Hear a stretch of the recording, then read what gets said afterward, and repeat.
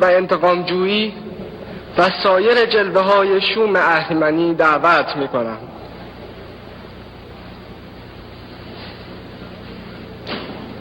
برای همه زنان و مردان ایرانی در هر جا که هستند آرزوی بهزیستی و بهروزی دارم و از همگی می خواهم که امید و اعتماد خود را استوارتر سازند و در هر شرایطی با غرور کامل در دفاع از تمدن و فرهنگ و حفظ ملیت و اصالت مذهبی خویش بکوشند و به همه نیروهای ملی در داخل و خارج کشور توصیه می کنم که صفوف خود را در راه نجات وطن فشرده تر سازند. ملت بزرگ ایران و سرنوشت تاریخ پر افتخار آن را که باید با سربلندی ادامه یابد به پروردگار یکتا می سپارم و از درگاه احدیتش مسئلت دارم که درهای رحمت خود را به روی همه ما بگشاید و با وجود دشواری‌های زیادی که در پیش داریم ما را در انجام وظایف ملی و انسانی خویش یاری فرماید. خداوند نگهبان ایران باد.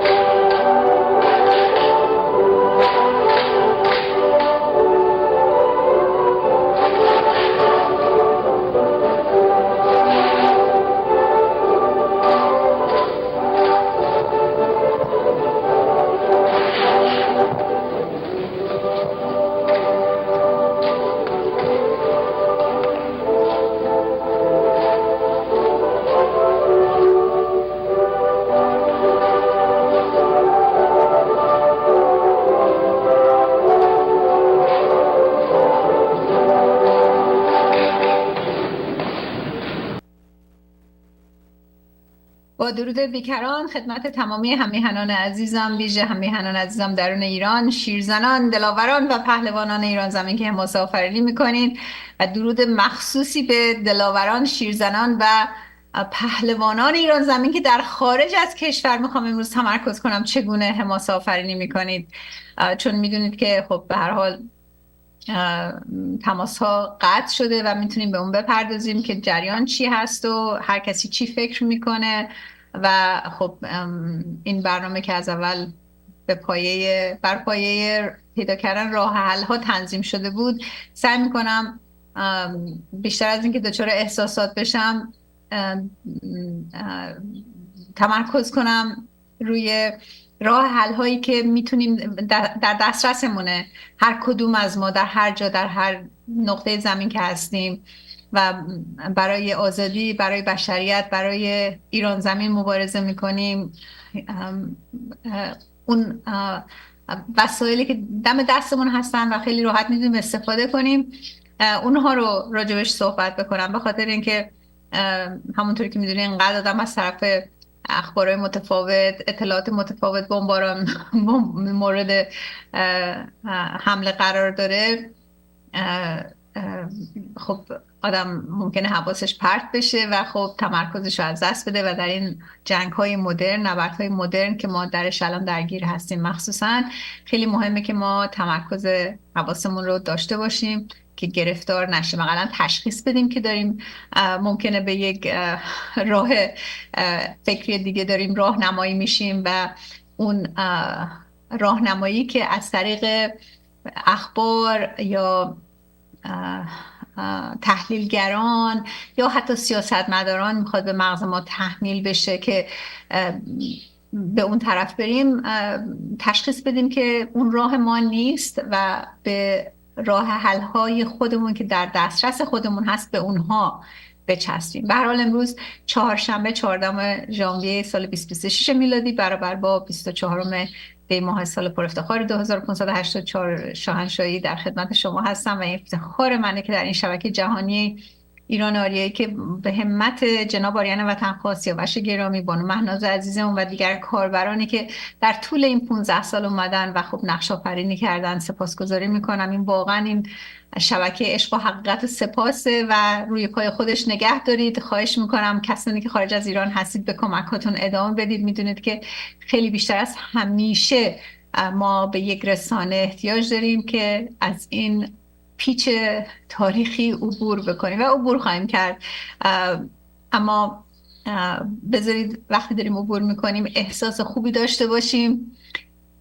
احساس افتخار داشته باشیم، احساس شادمانی داشته باشیم و از این دستگاه‌های خبری که دوباره داشتم یه سری خبرها رو نگاه می‌کردم، دیدم که اگر واقعا 10 سال پیش بود یا حتی 8 سال پیش بود یا حتی 6 سال پیش بود، شاید به این دقت خود من متوجه نمی شدم که الان خیلی راحت مثل این که دارم یک درسی رو که از شما مختم و دوباره خواستم بازتاب بدم، خیلی راحت میتونم این رو ببینم، تشخیص بدم، راحت تر از همیشه. خب آدم به هر حال چون در این جنگ‌های روانی ممکن آدم به هر حال هر کدوم ما یک نقطه ضعفایی داریم که ممکنه به هر حال گرفتارش بشیم. اما خب بپردازیم به مطالبی که به هر حال هم خوشحال کننده هستن هم ناراحت کننده هستن و خب اگر بخوایم لیوان نصف پر آب رو بخوایم نگاه بکنیم، میدونیم که مردمی که جانشون رو حاضرن برای یک هدفی فدا بکنن، جان فشانی بکنن و همچنین به دور یک دستاورد ملی خودشون جمع شدن، شکست ناپذیرن. اما ما دوباره میبینیم که اعلام پیروزی ما دائم به تأخیر میفته و در این تأخیر خب بهای زیادی رو داریم پرداخت میکنیم و این تأخیر از کجا میاد؟ از فیک نیوز و فیک اپوزیسیون. و خب در چند روزی که گذشته خب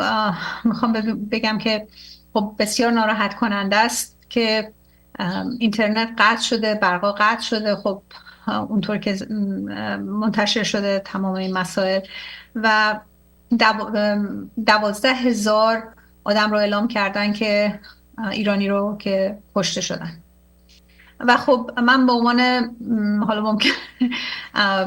چون خیلی احساسات داریم، خب ما آدمیم و اگه حتی یک فرد از هر کسی باشه صدمون ببینه خب ناراحت میشیم و خب 12,000 تا آدم خب خیلی عده زیادی هستن دیگه. یک نیروی متهاجمی بایستی به مردم حمله کرده باشه که همچین کشتاری رو انجام داده باشه. اما به عنوان یک روانپزشک یا کسی که میخوام بگم در چندین سال گذشته میخوام بگم خبر خوب اینه که آدم وقتی بدونه تو جنگ روانیه بیشتر دقت میکنه و متوجه میشه و اگر ندونه دستخوش احساسات میشه. اونچه که میدونیم خب ما جنگ 12 روزه داشتیم، حالا کشتار 12,000 تا داریم. حالا این رقم کی اینو حساب کرده، کی اینو گزارش داده، چجوری منتشر شده، بادی بگایی که خب به نظر نمیاد ایرانی هستن، تصاویری که بسیار ناراحت کننده هستن و چون بایستی نگاه بکنیم فورنزیک یا بک‌گراند یا تاریخچه حرکت ها در نبردهای نوین چی هستن. خب میدونیم فالس فلگ ها رو فکر میکنم چند تا جلسه صحبت کردیم در مورد فالس فلگ ها و این اخباری که خب ما رو معطل نگه داشتن به نظر من. و اون چه که واقعا میخوام تبریک بگم به ایرانیا، به خصوص در خارج از کشور، در داخل کشور که میبینیم مردم دارن کار خودشون میکنن، میگن جاوید شاکینگ، رضا پهلوی و عکس العمل خارجی ها رو داریم میبینیم که صدا رو میارم پایین، میوت هست یا اصلا آهنگ روش گذاشتن که خیلی هم ممنون. اما چی رو دارم پنهان میکنم؟ ما باید به اون بپردازیم که اون اسلحه‌ای که دست شماست و میگید جاوید شاه، که از هر میخوام بگم اسلحه اتمی یا هسته‌ای نیرومندتر هست علیه این حمله متفقین که واقعا در سال 79 دیدیم چگونه یک کسان بسیار ناشناس و که به قول شهنشاه آریامهر بزرگ میگفتن که فکر میکنید شما یک پیرمرد، حالا من دارم میگم یک آخوند بی سوادی، حالا یادم نیست دقیق چی گفته بودن ایشون، واقعا خب میخوام بگم یه آدم آفتابه به دستی که آدمم نبود یارو اصلا، که حتی نمیدونه توی یک اوت پروتئین داره یا نداره، این کار داره انجام میده. و اونجا ما باید وقتی این کلیپ ها رو نگاه میکنیم متوجه بشیم که شهنشاه آریامهر بزرگ دارن به ما کدا رو میدن دیگه. چجوری میخوام بگن که خب بابا جون این کسی که سواد نداره، شعور نداره، رساله‌شو این منتشر شده و گویا اون کسام که حمایتش کرده بودن از این ارتجاع سرخ و سیاه خونده بودن و نمیخواستن مردم بفهمن، خب اینها در واقع یک مطالبی هستن که بایستی پس بهشون بپردازیم. یعنی ما اگر داریم میشنویم که مردم 12,000 فرد کشته شدن، اولین پرسش ما باید باشه که کی اینو داره میگه، کی منشأ این گزارش کجا بوده و اون نتیجه که قراره از این 12,000 کشته یا این تصاویر ناهنجار و وحشتناک و یا اخباری که مثلا دارن گزارش میدن یارو گریه‌اش میگیره، صداش میشکنه، صداهایی که پدری فرزندش کشته شده ناراحته، اینها چون شاید من در خارج از کشور من دیدم وقتی اینجا فاجعه اتفاق میفته حتی کسانی رو که میارن جلوی دوربین که بگن برای مردم برنامه ها رو ارائه بدن هنرپیشه هستن، چون اون حرکت بعدی که میخواد انجام بشه از نظر شکل دادن افکار عمومی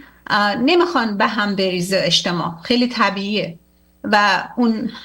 شکل دادن نراتیو یا شکل دادن روایت رو توسط هنرپیشه ها بیشتر وقتا انجام میدن. چجوری فهمیدن مردم هنرپیشه؟ اولا خودشون میگن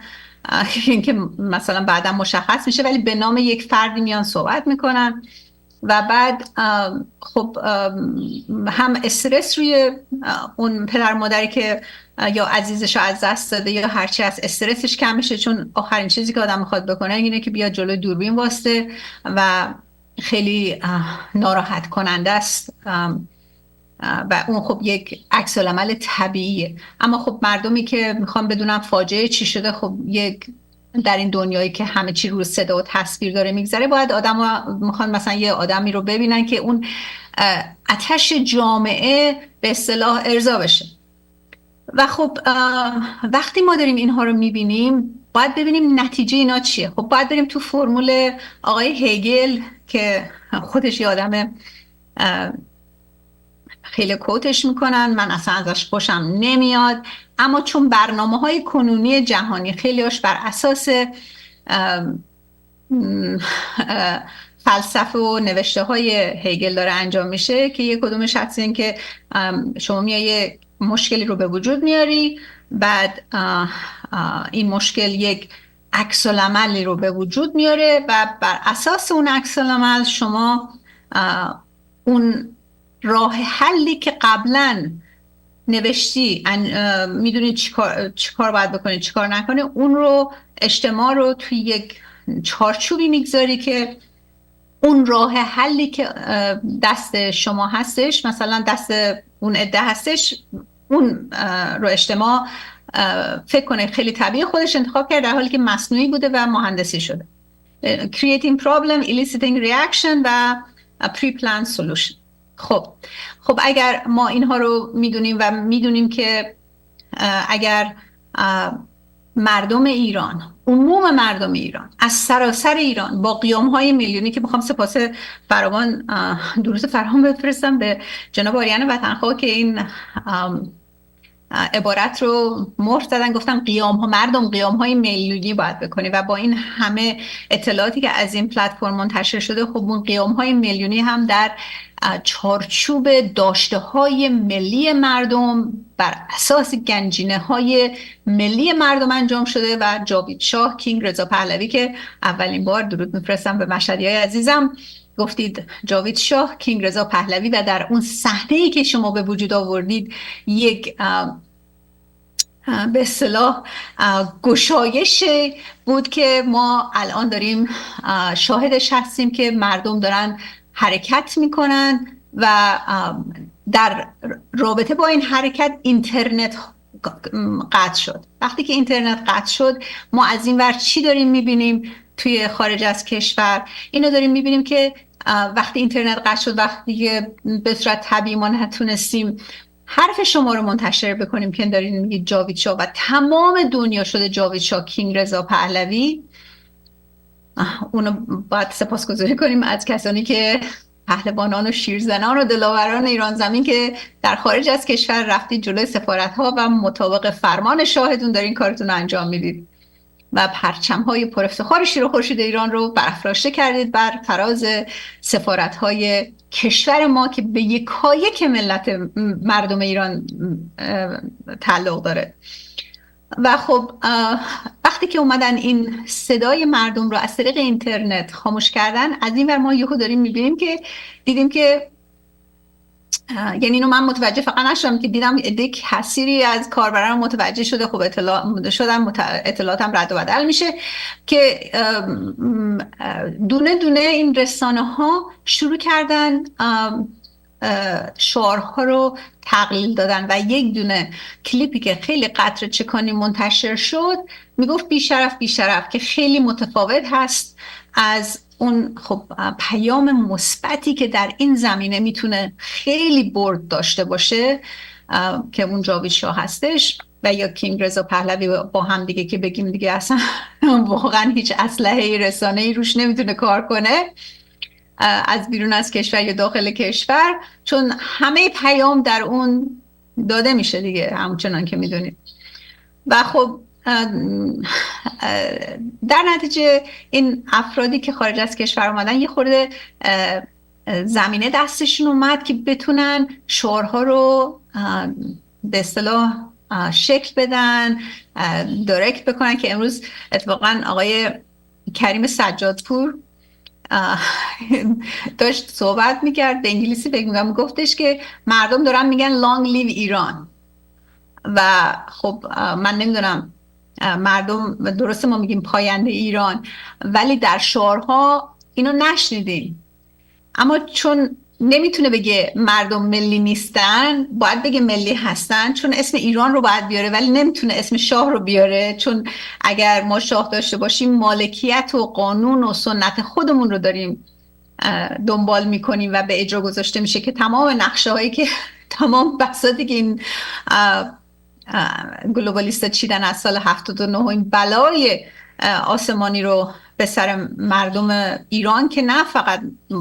تمام دنیا نازل کردن، خب به هم میرزه بساطشون، بیزنسشون از دست میدن، آبروشون از دست میره. و خب این یکی بود، فرض کنین که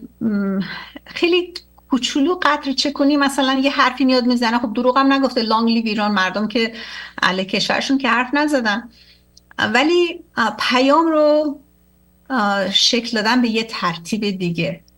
و خب این رو در سطوح متفاوت در رسانه‌های خبری دیگه مشاهده کردیم. حالا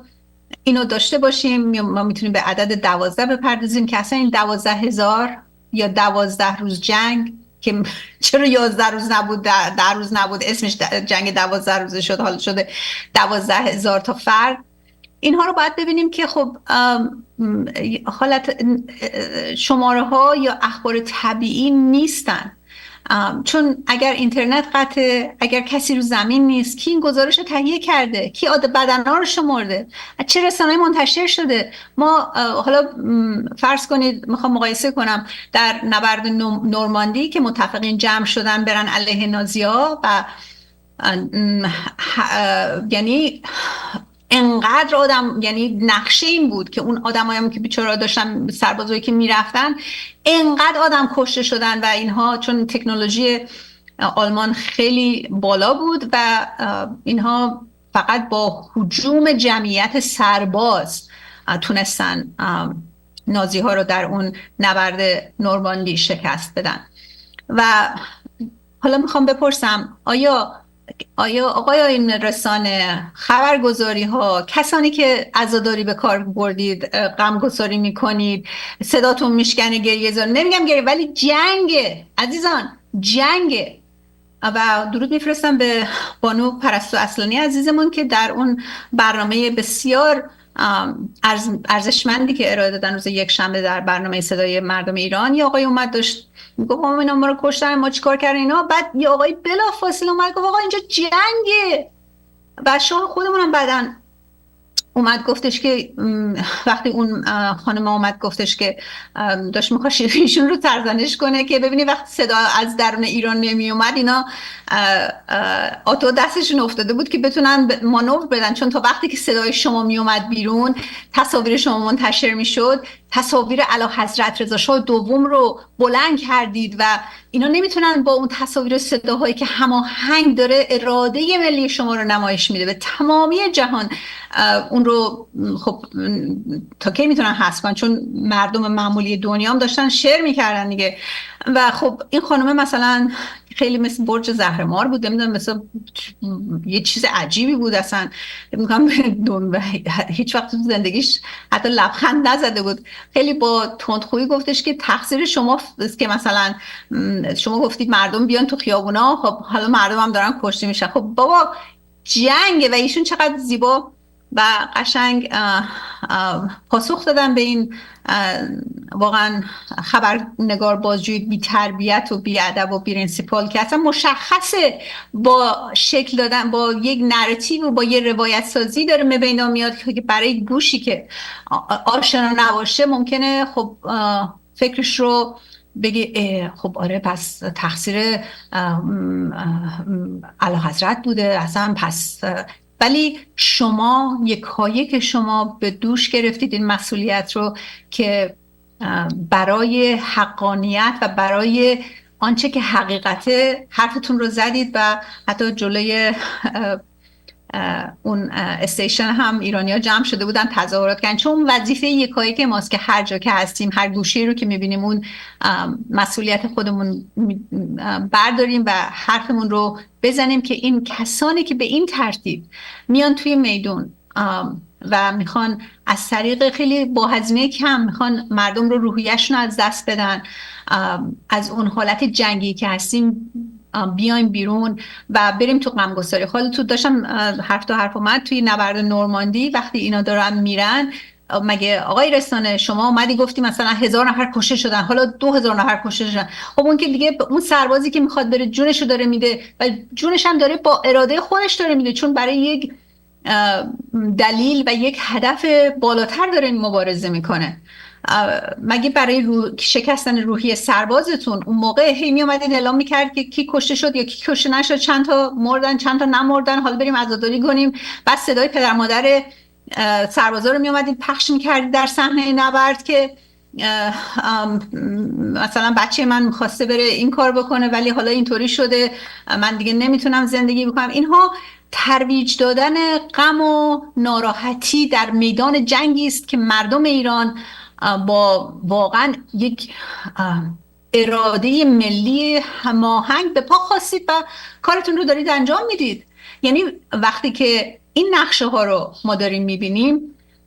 در این حال میخوام دوباره تبریک بگم به ایرانی های خارج از کشور که بلافاصله متوجه شدید و اون گوشه کار رو که بر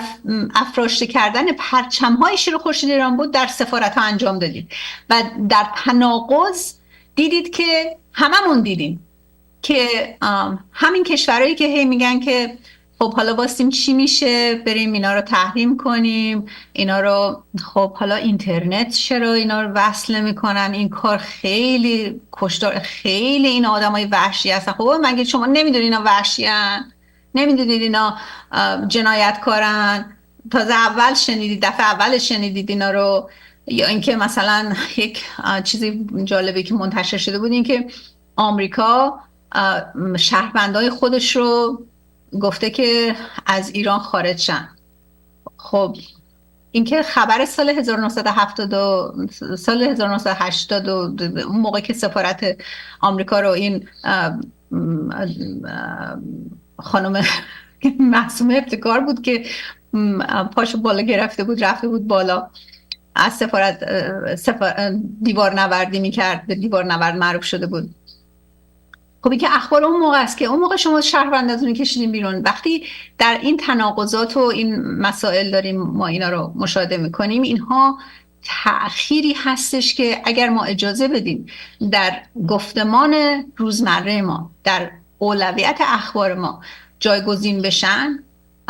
دیگه یعنی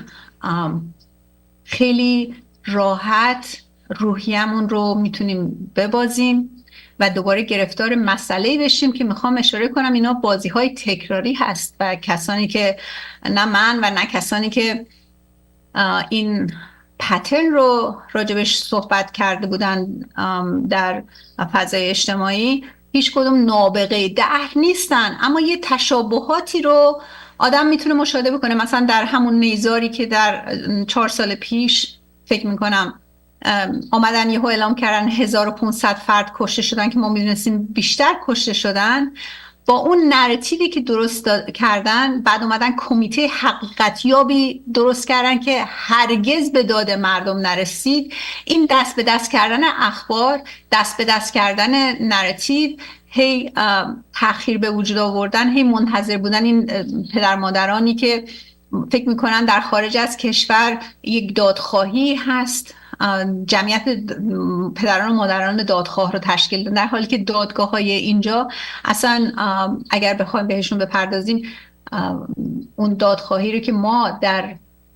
کالچر خودمون، در فرهنگ خودمون، در سنت و سیستم خودمون داریم، اینها چون کسانی که مرتکب این جنایات شدن در خارج از کشور وصل هستن به یک سازمان‌هایی، اصلا دادخواهی رو نمیشه در خارج از کشور انجام داد مگر اینکه خود مردم ایران با سنت و قانون خودشون دادگاه‌های خودشون رو بپا کنن و دادخواهیشون رو از اون طریق انجام بدن. کما اینکه میتونیم نورنبرگ هم نگاه بکنیم ببینیم که اصلا داستان چی بود، برعکس اون چیزی که به ما همیشه گفته میشه که این کسانی که جنایت کرده بودن نازی‌ها رو کشتن، در حالی که حتی خود رئیس CIA آقای دولس میره اونجا و خیلی از اینا رو از اون التهاب میکشه بیرون، کسانی که سران بالا بودن. و خب درسته که جامعه کلیمی خب خودشون یک همبستگی تشکیل دادن، شروع کردن دنبال این جنایتکارای هیتلری در سراسر دنیا رفتن، به خاطر اینکه دیده بودن که در نورنبرگ چه اتفاقی افتاده و چگونه از طریق دستگاه‌های دولتی خیلی راحت پاسپورت گرفتن و گذاشتنشون رو یه جای دیگه رفتن و دبرو که رفتی. و خب اینها رو وقتی ما میدونیم و این مسائل رو کنار هم میگذاریم، مسئولیت ما برای عبور اون راه حلی که داریم اینکه اگر تونستیم تشخیص بدیم، خب تشخیص میدیم، این مطالب رو رد و بدل میکنیم. اگر هم نتونیم تشخیص بدیم باید بدونیم، چون در جنگ روانی هستیم، در جنگ رسانه‌ای هستیم، در جنگ نراتیو هستیم، بایستی اون قصه خودمون رو، روایت خودمون رو مطابق خودمون، اون حقیقتی که میدونیم تنظیم بکنیم. نه اینکه یکی میاد میگه 12,000 تا فرد، اونو فکر کنیم 12,000. اون 12 از کجاست این صداهایی که میگه بچه‌م اینطور شده یا نه؟ چرا فقط 4 تا عکس اومده بیرون؟ چرا میگم 4 تا عکس؟ چون این نبرد از صدا و تصویر عبور میکنه. وقتی شما تصاویر اعلیحضرت رضا شاه دوم، خاندان ایرانساز پهلوی رو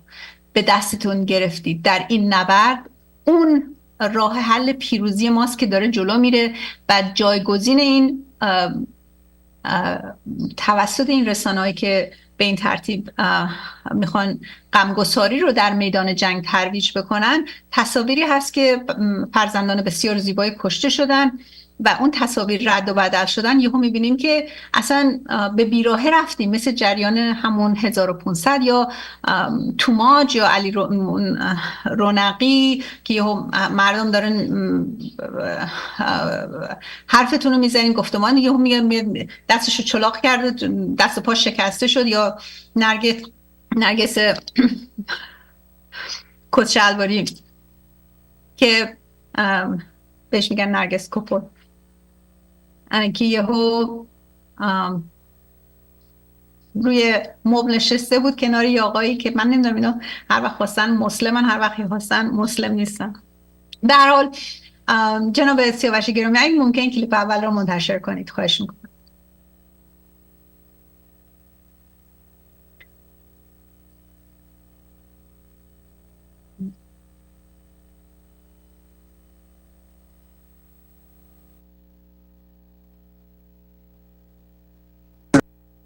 Senator Lindsey Graham here with the Crown Prince of Iran. I have followed you, your passion, the way you articulate the hope of your people. It will be up to the people of Iran to pick their next leader.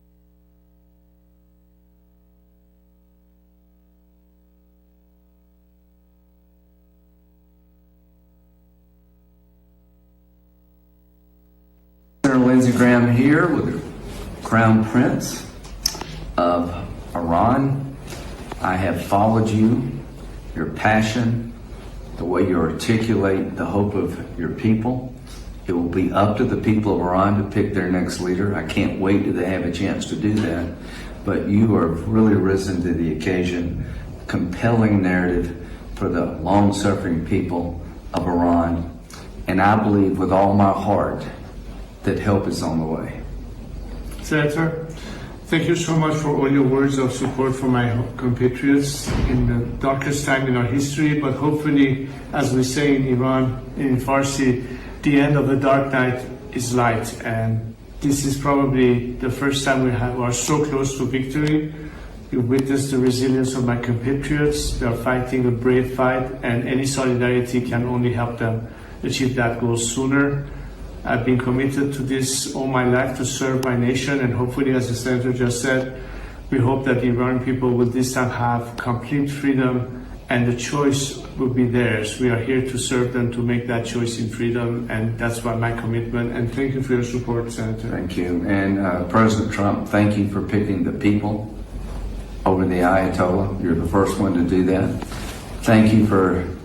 acknowledging that the only way we can make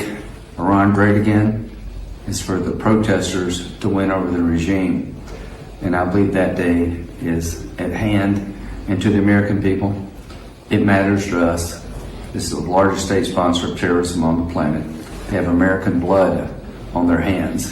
And the people protesting in the streets could be our best friends. God bless them. God bless the United States of America and the American friends, and God bless the Iranian people. با سپاس بی‌کران از خدمت سیاوش گرامی که با شکیبایی واقعا بردباری میکنن. با اقلا من خودم رو میخوام بگم که حرفی نیستیم، به هر حال با عشق و علاقه اومدم اینجا برای شما صحبت میکنم و اگر کوتاهی میشه به هر حال اون رو دیگه به بزرگی خودتون ببخشید. به هر حال ایشون بسیار شکیبا هستن و بردبار و خب راهنمایی که میکنن واقعا ازشون سپاسگزاری میکنم.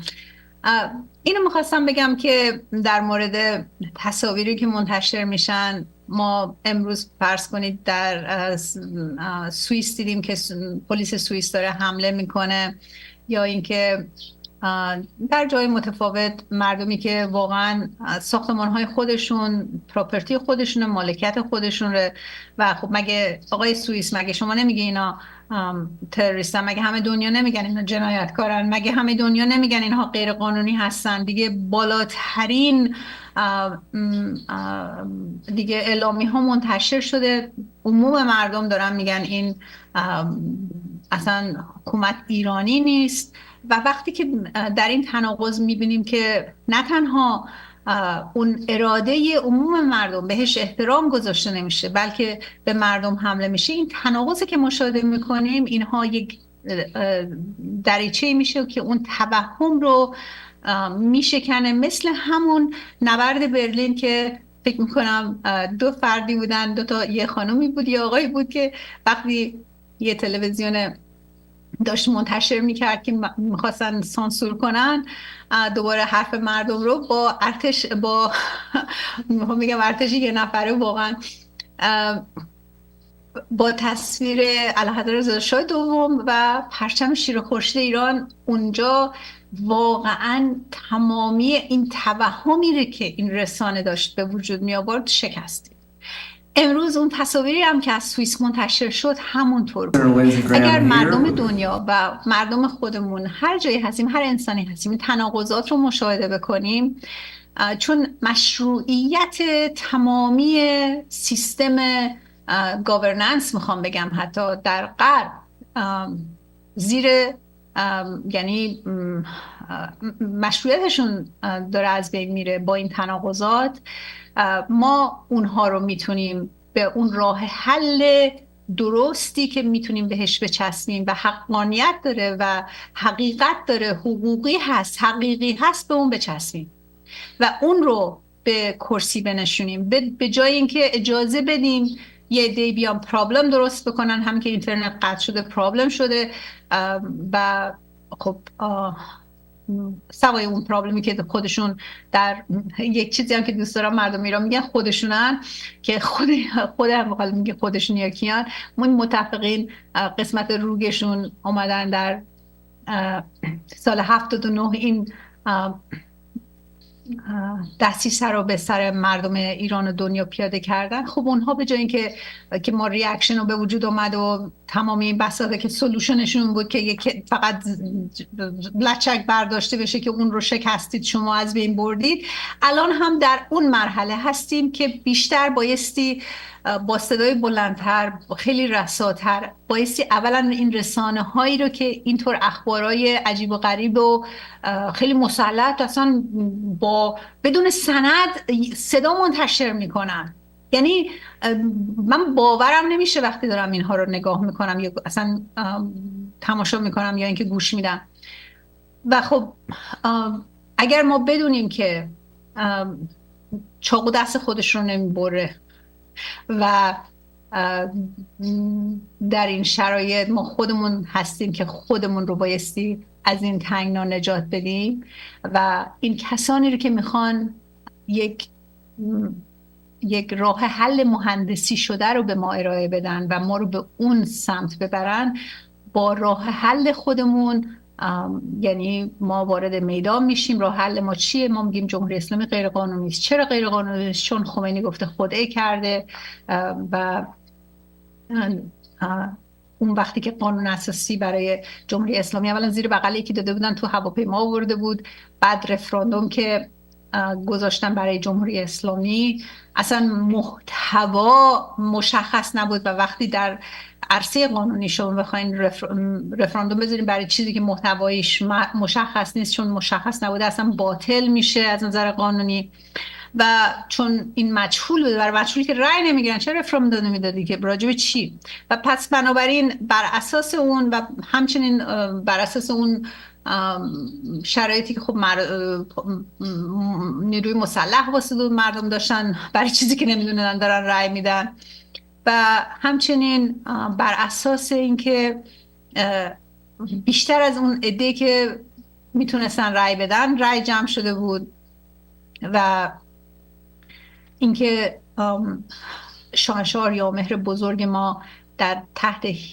شکنجه شدن، کشته شدن، جونشون رو برای ایران دادن اما هرگز استعفا ندادن و این خیلی مطلب بسیار مهمی هستش و خب ما رو به قانون اساسی ایران سپردن. شهبانو اولیا حضرت شهبانو فرح پهلوی بزرگ از لحظه کشته شدن شاهنشاه آریامهر بزرگ در قاهره در واقع ریجن در واقع جانشین شاهنشاه آریامهر بودن تا وقتی که ولیعهد جوان به در 3 ماه بعد 9 آبان سوگند یاد کردن در سن 20 سالگی و میبینیم اون دستیسایی که چگونه صدایشون رو پنهان کردن، تصویرشون رو پنهان کردن و حتی وقتی وصیت‌نامه شاهنشاه آریامهر بزرگ رو اومدن گفتن ایشون وصیت‌نامه نداره، در حالی که وصیت یک فرد از وقتی که داره ارادهش رو پی در پی منتشر کرده ممکن توی کاغذ حتی نباشه که ایشون حتی با صدای شهبان و فرد بزرگ ما داریم صدا رو، اما پی در پی از نظر قانونی وقتی در طول زندگیش یکی یک خواستی رو گفته خب میشه وصیتش. خب اینا رو هم داشته باشیم. و خب مجلس شورای ملی ایران هرگز هیچ کدوم استعفا ندادن و وقتی خمینی گور به گور شده اومد اونجا نرفتن از وحشت اینکه قانون اساسی مطرح بشه، قانون اساسی ایران مطرح بشه، چون اون وقت دیگه این اصلا پوزیشنش هم از دست میداد، چون بعد 5 تا مرجع می اومدن و این میخواست بگه من فقط مرجع هستم، مثلا خودش اونجا قانون اساسی رو شکسته بود، نمیخواست مطرح بشه چون وگرنه کنار گذاشته میشد و اینکه جرأت نکردن که قانون اساسی رو ببرن جلوی یه عده بذارن و بگن ملغا بشه. و این یک برگ بسیار برنده هست در این بره از زمان که ما اینها رو با دانش بر این اطلاعاتی که داریم ببینیم که چگونه به راه حل میتونیم برسیم، راه حلی که به جای که این همه بازی های مسخره رو در صحنه رسانه‌ای، در صحنه سیاسی میبینیم، خیلی راحت آمریکا، انگلیس، فرانسه، اروپایی‌ها، شرقی‌ها، غربی‌ها، شمالی‌ها، جنوبی‌ها، هر کی هستن خیلی راحت میتونن بگن که خیلی خوب اینها این جمهوری اسلامی غیر قانونیه به خاطر این دلایل بیشتری هم میتونن کسانی که توی رشته قانون هستن ارائه بدن، مطمئنا متخصصین، و اینها غیر قانونی هستن. مردم شاه خودشون رو میخوان و شاهنشاه ایران رو به رسمیت بشناسن و وسایل پرواز ایشون به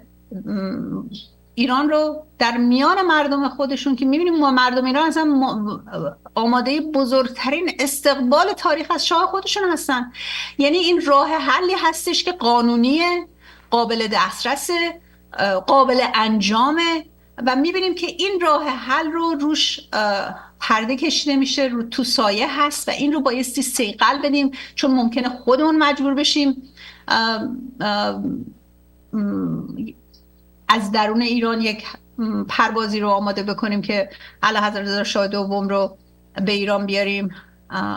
و در این میان خب خیلی بهای جانی مردم بایستی بدن و شاید هم چون الان اینترنت هم بازم قطع این شرایط داره آماده میشه، ما نمیدونیم. به اخبار عجیب این کسانی که 100 ساله به ما دروغ گفتن راه و روششون عوض نمیشه، همونجور دروغ میگن. ممکنه بعضی وسط اون چیزایی که ما دوست داریم بشنویم بهمون بگن ای من تو رو دوست دارم، چه میدونم تو چقدر خوشگلی، شما چقدر خوبین. خیلی خیلی بعضی از این هنرپیشه‌ها و این کسانی که خب میخوان اسمشون هم الان هر کی بگه ایران و طرفدار ایران بکنه بلافاصله، چون ایرانی‌ها خیلی قشنگ با عشق و علاقه حمایت میکنین، اینها دیده میشن، خب حرفا میان میزنن. ولی وقتی اگه بریم گوش بکنیم میبینیم که مثلا تصویر توماج منتشر میکنه یا تصویر عوامل جمهوری اسلامی که خودشون بخشی از اون هستن اصلا منتشر میشه و خب اینها رو خب مردم خب متوجه هستید، ولی بایستی بیشتر راجبش صحبت کنیم، چون تمامی این حرکت الان که ما به اعلام پیروزی برسیم فقط ما بایستی هممون یک چیز رو بگیم، تکرار بکنیم و بدونیم که این اخبار تاریک و ناراحت کننده رو اگر فرض کنین ما در میدان جنگی بودیم که خودمون رسانه گسترده داشتیم خیلی متفاوت منتشر می‌کردیم و دوباره میخوام بگم این ادعاهایی که این تلفات و این کشته شده هایی رو که ارائه داده میشن با دقت بیشتری ما خودمون ایرانی ها در هر جایی که هستیم شماره داریم و میدونیم که بر اساس گفتمان اعلیحضرت رضا شاه دوم تمامی کسانی که در این جانفشانی ها جان باختن، واقعا جانفشانی کردید شما، اسمهاشون رو با طلا در تاریخ ایران نوشته خواهد شد، اعلام خواهد شد، به یاد خواهند ماند و میدونیم که خب مانو که خدا بخش ندیدم گفته بود که حتی نقدهای ایران هم شماره دارن. ما خودمون حساب خودمون رو داریم، همدیگر رو میشناسیم، ما احتیاج نداریم که بیان مثلا در فرض کنید آمریکا وقتی یه فاجعه میشه میگن مثلا اینقدر عده کشته شده و اصلا اسم منتشر نمیشه و این استایلی که ما داریم میبینیم در خارج از کشور در اروپا اینا اصلا انگار این آدم مهم نبوده، در حالی که در ایران اون روشی که ما با هم دیگه داریم اینه که هر فردمون مهم هستیم و این اسمها نوشته میشن، یادداشت میشن، در تاریخ نوشته میشن و به هر حال اگر من این مطلبی که منتشر شده رو زیر سوال میبرم همراه با عده بسیاری که زیر سوال بردید و خب حواسمون باید باشه دیگه به هر حال و گفتمانمون رو وقتی میگیم میجنگیم که ایران رو پس بگیریم، ما میجنگیم، میستیم ایران رو پس بگیریم. جون شما، جون هر کدوم از شما که دارید مبارزه میکنید بسیار گرانبها و عزیز هست. ما هیچ وقت نمیگیم ما میمیریم که پس بگیریم، نه، ما میمانیم، میستیم، پس میگیریم و پرچم پیروزیمون رو هم برافراشته میکنیم. اما در این شرایط باید بدونیم که وقتی راه حلی رو میخوایم ارائه بدیم خیلی قشنگ و خیلی مشخص ارائه بدیم و گرفتار راه حل هایی که خب مثلا اسلامیک گارد پاسدارای سپاه جمهوری اسلامی که حتی میبینیم در خارج از کشور میان به جای اینکه آیشو میگن ایرانی به جای اینکه بگن اسلامی، ما باید بدونیم خب پس اینا در up to no good، اون از واژه هاشون باید تشخیص بدیم. اینا یه چیزایی هست که در دسترس ما هست که اگه میخواستن اینا حتی این پاسدارا و سپاه ها رو بذارن تو تروریست لیست که کارشون رو میخواستن انجام بدن درست، نمیامدن بگن ایرانیان یا هی نمیگفتن بگن ایرانیان رژیم، این کجاش ایرانیه، کجا شبیه ایرانیه. این واژه ها رو اگه تشخیص بدیم اون مسئولیتی رو که خودمون فرد در هر جای دنیا که هستیم که درود میفرستم به اون فرد اولی که اون پهلوانی که رفتش توی لندن در سفارت ایران که متعلق به شماست پرچم پر افتخار شیر و خورشید ایران رو برافراشته کرد و بعد دیدیم که این وایرال شد و در سفارت‌های دیگه انجام شد و چه تصاویر بی‌نظیر و سیاوش گرامی اینجا منتشر فرمودن. ما وقتی که تصویر از ایران نداریم بایستی به حماسه‌ای که پهلوانان و شیرزنان ایران در خارج از کشور دارن انجام میدن، چه گروه عظیمی، 10,000 نفر در سراسر جهان از ایرانیا در لس آنجلس، در شیلی رفته بودن سفارت رو. یه آدم کوتوله بیریختی بود، نمیدونم اصلا مثل اینکه چه اصلا ایرانی نبود قیافش، واقعا وقتی میگین ایرانی نیستن. مردم رفته بودن تصاویر اعلیحضرت رو گذاشته بودن، بعد این قدش کوتاه بود نمیرسید عکس‌ها حتی بکنه، بعد اونجا بهش مسخرهش میکردن و یه رو جلو پلاسش رو جمع کرد و رفت. این تحقیری که به این ترتیب شما انجام میدید از هر اسلحه‌ای میخوام بگم مؤثرتره وقتی این تصاویر رو بایستی منتشر بکنیم و به این خارجیایی که به هر حال اینجا یه کانسپتی هست بهش میگی پاراسوشال ریلیشنشیپ، فرض کنید اینا میان یک در صحنه‌های کنونی یک خواننده، یک هنرپیشه، یک کسی رو میان انقدر بزرگش میکنن مثل خانم مثلا تیلر سویفت، انقدر بزرگش میکنن، بعد یارو که مثلا آهنگای اینو گوش میده نه تنها عاشقش شده بلکه میدونه این مثلا چی میخوره چی میخوابه، مثلا اصلا با این ریلیشنشیپ داره اصلا، در حالی که اصلا خانم تیلر سویفت ممکنه نشناسه و اصلا خب ممکنه که نه پرشور نمیشناسه و این رابطه یه نفری هست که بر اساس یک توهم و یک اون سانگی که شنیده انجام شده. خب خانم تیلر سویفت وقتی میره علیه فرض کنید پرزیدنت آمریکا یا بر اساس سیاست یا حرف میزنه، اون کسی که این ریلیشنشیپ رو در خودش حس میکنه میگه ای تیلر سویفت عشق منه، من باید برم پس بر علیه پرزیدنت برم دمونستریشن کنم، به خاطر اینکه تیلر سویفت اینو گفته که مثلا اینطوریه. و این رو در صحنه‌های متفاوت ما مشاهده میکنیم. حالا یه عده مثلا تو دانشگاه هستن، دانشجو هم دنبال پروفسورشون میافتن، توی رهبران مذهبی که خریده میشن به این ترتیب بهشون اساینمنت داده میشه دیگه، در سطوح متفاوت، یا حتی در صحنه رسانه‌ای که می‌بینیم مثلا یکی خبرنگار یه جایی یهو متخصص میشه در به عنوان خبرنگار، با یه خبرنگار دیگه میاد ازش اینترویو میکنه. با این چه دفتر دستکیه که تحلیلگر شما همون خبرنگارتونه. یعنی خیلی به نظر من جالبه این مطالب، اما اگر راجبش حرف نزنیم و روایت قالب داستان حقیقی رو که واقعا در سطح جامعه داره اتفاق میفته منتشر نکنیم، تبدیل میشیم به همون سایلنت مجوریتی که اعلیحضرت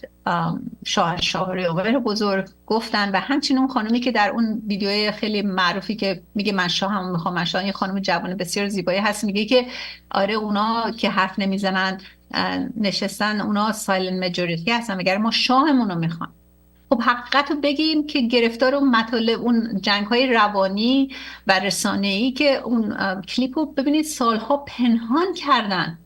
و الان اینطور داره منتشر میشه، به خاطر اینکه خب ما دست به دست هم گرفتیم با هم دیگه، همه واقعا به قول فردوسی بزرگ همه به نخ کشیده شدیم، هر کی در جایی که هر جایی که هست داره کارشو میکنه، مسئولیتش رو پذیرفته. خب بعضیا بیشتر از حد خودشون دارن کار میکنن، کسانی که واقعا خب میرید توی سرما تو اروپا تظاهرات میکنید، پرچم ها رو به بالا میبرید، فریاد میزنید جاوید شاه، خب تو هوای سر میدونید چقدر مشکل آدم فریاد بزنه، دندونه آدم یخ میزنه اونجا در درجه صفره، با اون همه فشارهای اقتصادی که توی اروپا وجود داره. به خاطر اینکه این عشق و محبت ایرانی ها هستش که واقعا تمامی دنیا رو به نظر من گرم کرده. ما باید باور داشته باشیم به آنچه که در وجود خودمون هست و حس میکنیم به اون بچسبیم. و گول فریدون فرخزاد واقعا اگه بخوایم یک دونه از عبارت یک جمله قشنگش رو همیشه آویزه گوشمون میکنیم که برو روزی 3 وعده گول نخوریم، چون انقدر این شرایط از نظر روانی تنظیم شده است که اگر راجبش پسیو باشیم یا همینجوری اکتیولی راجبش فکر نکنیم، مثل زامبی دنبال اون روایت را میافتیم میریم. اینه که خیلی باعثی فعالانه راجبش نه تنها بیاندیشیم، بلکه راه حلمون دستمون باشه، اون راه حل رو هی تکرار بکنیم، روایت حقیقی و حقوقی خودمون رو به کرسی می‌نشونیم، به جای اینکه دنبال آقای هگل و آقایون گلوبالیست بیافتیم. به هر حال با سپاس بیکران از یکایک شما رو به خداوند ایران می‌سپارم. زنده باشید. جاوید شاه، پاینده ایران، از یک رسانه در ایران. سرود شاهنشاهی رو منتشر کنید و پرواز اعلیحضرت رضا شاه دوم رو بایستی یکایکمون دوش به دوش هم بدیم که این رو بتونیم فراهم بکنیم. با سپاس بیکران از یکایک شما، جاوید شاه، پاینده ایران.